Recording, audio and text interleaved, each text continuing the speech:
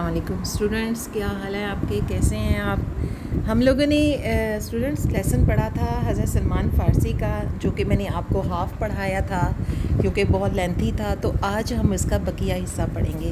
ٹھیک ہے، چلیں آپ اپنی کتابیں وغیرہ لے آئیں اور پیج نمبر 83 آپ اوپن کریں. ہم نے پہلے پڑھا تھا کہ کس طرح حضرت سلمان فارسی جو تھے، راہب نے ان کو حضور پاک کی نشانیاں بتائی تھیں اور کہا تھا کہ وہاں چلے جاؤ. تو اس کے بعد سے آگے کا جو ہے اب ہم پڑھیں گے، اور وہ ہے یثرب کی طرف. اموریہ کی راہب کی وفات کے بعد کچھ عرصہ حضرت سلمان فارسی نے وہیں قیام کیا. عرب کے قبیلہ کلب کے کچھ تاجروں کا ادھر سے گزر ہوا. حضرت سلمان فارسی نے ان سے کہا، اگر تم مجھے اپنے ساتھ ملک عرب میں لے جاؤ تو میں اپنے یہ مویشی تمہیں دے دوں. وہ مان گئے. جب یہ لوگ وادی کرہ پہنچے تو انہوں نے غداری کی. وہ جو قبیلہ کلب کے لوگ تھے نا، ان کی نیت میں فتور آ گیا اور انہوں نے ان سے غداری کی اور حضرت سلمان فارسی کو ایک یہودی کے ہاتھ بیچ دیا. کچھ دنوں بعد بنو قریظہ کا ایک شخص جو اس یہودی کا چچا زاد بھائی بھی تھا، حضرت سلمان فارسی کو خرید کر اپنے ساتھ یثرب میں لے گیا. اسٹوڈنٹس، آپ کو پتہ ہے یثرب کو کس جگہ کا نام ہے؟ یثرب جو ہے وہ مدینہ کا پرانا نام ہے. تو وہ آپ کو خرید کر واپس یثرب میں لے گیا. انہوں نے وہاں وہ باغات وغیرہ دیکھے جس کا ذکر اموریہ کے راہب نے کیا تھا. ٹھیک وہی نقشہ، وہی لاوے کی چٹانیں، اسی طرح کے کھجوروں کے باغات. حضرت سلمان فارسی نے سوچا، یہ تو وہی منظر ہے، اسی کو تو مجھے تلاش تھی. یعنی آپ نے جو بتائی تھی نشانیاں، اس کی پہلی نشانیاں آپ نے دیکھ لیں. رسول اللہ صلی اللہ علیہ وآلہ وسلم کی یثرب تشریف آوری. اسی دوران رسول اللہ صلی اللہ علیہ وآلہ وسلم مکے میں لوگوں کو اللہ کے دین اسلام کی طرف بلا رہے تھے. یعنی کہ آپ یہ دیکھیں کہ انہی دنوں جب نبی پاک صلی اللہ علیہ وسلم تبلیغ کر رہے تھے تو آپ بھی لوگوں کو دعوت دے رہے تھے، لیکن اہل مکہ نے رسول اللہ صلی اللہ علیہ وسلم کا وہاں رہنا دشوار کر دیا تھا. رسول اللہ صلی اللہ علیہ وآلہ وسلم کے ساتھیوں نے وہاں سے ہجرت کر کے یثرب پہنچنا شروع کر دیا تھا، اور بالآخر وہ گھڑی آ گئی جس کا حضرت سلمان کو زندگی بھر سے انتظار تھا. اللہ کی وہ رسول صلی اللہ علیہ وآلہ وسلم خود بھی یثرب تشریف لے آئے. یعنی نبی پاک جو تھے، جب آپ بھی یثرب تشریف لے آئے تو حضرت سلمان فارسی رضی اللہ تعالیٰ ایک کھجور کے درخت پر تھے اور مالک اس درخت کے نیچے بیٹھا تھا. اس کا ایک رشتہ دار اس کے پاس آیا اور کہنے لگا، اللہ ستیہ ناس کرے ان اوس اور خزرج کا. یہ اس وقت قبا میں اس آدمی کے پاس جمع ہو رہے ہیں جس کا دعویٰ ہے کہ وہ نبی ہے. سلمان رضی اللہ تعالیٰ کہتے ہیں، یہ سنتے ہی میں بے چین ہو گیا. مجھے ڈر ہوا کہ کہیں اپنے مالک پر نہ گر پڑوں. فوراً نیچے آئے اور اس آدمی سے کہا، آپ کیا کہہ رہے ہیں؟ ذرا مجھے بھی سنائیے. میرے مالک نے ڈانٹ کر کہا، تیرا اس بات سے کیا تعلق، جا کے اپنا کام کر. یعنی جب وہ جو لوگ تھے نا، وہ بات کر رہے تھے حضور صلی اللہ علیہ وآلہ وسلم کی یثرب آمد پر کہ لوگ جو ہیں وہاں قبا میں ان کو ملنے جا رہے ہیں، دیکھنے جا رہے ہیں. تو جب آپ نے یہ سنا تو آپ بہت بے چین ہوئے. بارگاہ رسالت میں حاضری اور قبول اسلام. شام ہوئی تو میں نے کچھ کھجوریں لیں. یہ میں نے کا مطلب ہے حضرت سلمان فارسی نے. اور یثرب کی نواحی بستی قبا میں اس رسول کے پاس پہنچا اور کہا، مجھے پتہ چلا تھا کہ آپ ایک نیک انسان ہیں اور آپ کے ساتھ پردیس سے آئے ہوئے کچھ ساتھی بھی ہیں جو حاجت مند ہیں. میرے پاس صدقے کا کچھ مال ہے. میں سمجھتا ہوں کہ آپ حضرات سے زیادہ اس کا حقدار کوئی نہیں. ان صاحب نے اپنے ساتھیوں سے کہا، کھاؤ، لیکن اپنا ہاتھ ادھر نہ بڑھایا اور خود اس میں سے کچھ نہ کھایا. میں نے دل میں کہا کہ ایک نشانی تو ثابت ہوئی، پھر میں وہاں سے چلا آیا. یعنی کہ حضرت سلمان فارسی نے یہ دیکھنے کے لیے کہ آیا کیا یہ وہی ہیں جو راہب نے بتائے تھے کہ جی وہ صدقے کا مال نہیں کھاتے، تحفہ ہدیہ قبول کرتے ہیں.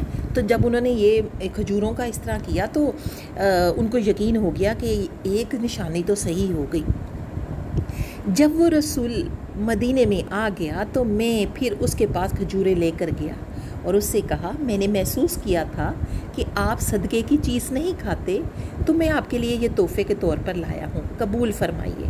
اس نے اس میں سے خود بھی کھایا اور اپنے ساتھیوں کو بھی کھلایا. میں نے دل میں کہا یہ دوسری نشانی بھی پوری ہوئی. یعنی آپ یہ دیکھیں کہ جب انہوں نے یہ دیکھنے کے لیے کہ یہ واقعی تحفہ جو ہے وہ قبول کریں گے تو دوبارہ لے کے گئے کھجوریں. تو جب آپ نے تحفے کے طور پر کہا تو تب نبی کریم صلی اللہ علیہ وآلہ وسلم نے اسے قبول فرمایا. اور ان کو پھر حضرت سلمان فارسی کو لگا کہ یہ اس کی دوسری نشانی بھی جو ہے وہ بھی قبول ہو گئی, وہی پوری ہو گئی. پھر ایک دن میں بقی کیا ہے, ایک یہ قبرستان کا نام ہے, سعودیہ میں ہے.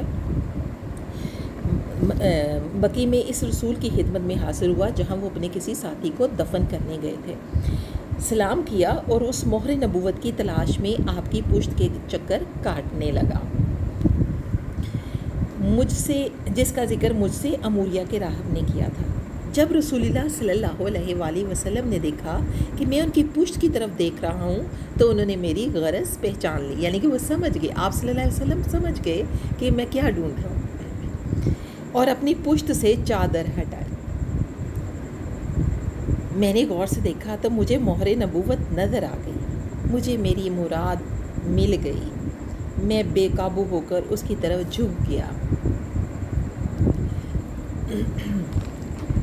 میں اسے بوسہ دیتا جاتا تھا اور زار و قطار روتا جاتا تھا. رسول اللہ صلی اللہ علیہ وآلہ وسلم نے پوچھا, تمہیں کیا ہو گیا ہے؟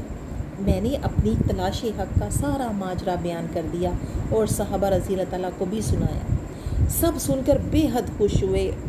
روشنی کے اس مسافر کو اس کے مالک حقیقی نے اس کی طلب میں سچا پایا.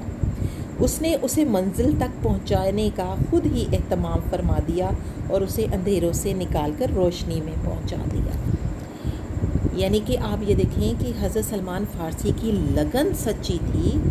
ان کی جو طلب تھی وہ جو حقیقی طلب تھی, حقیقت کی طرف جانے کی, حق کے راستے کی, تو خدا تعالیٰ پھر حق کا تو ساتھ دیتا ہی ہے نا.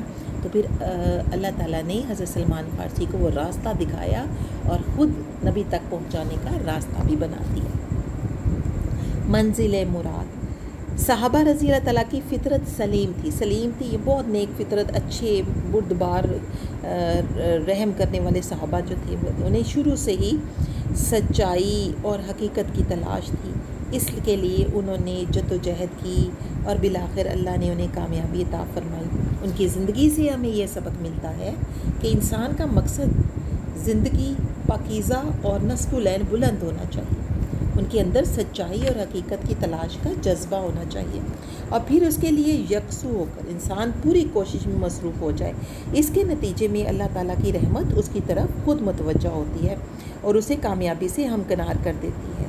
مبارک ہے یہ نصب العین, مبارک ہے اس کی تلاش کا سفر, مبارک ہے اس راستے کی محنت و مشقت, اور اس کے لیے جدوجہد, اور مبارک ہیں وہ جو کامیابی کے ساتھ اس منزل پر پہنچنے والے ہیں. اللہ تعالیٰ ہمیں بھی ایسے کامیاب و بامراد لوگوں میں شامل فرمائے, آمین.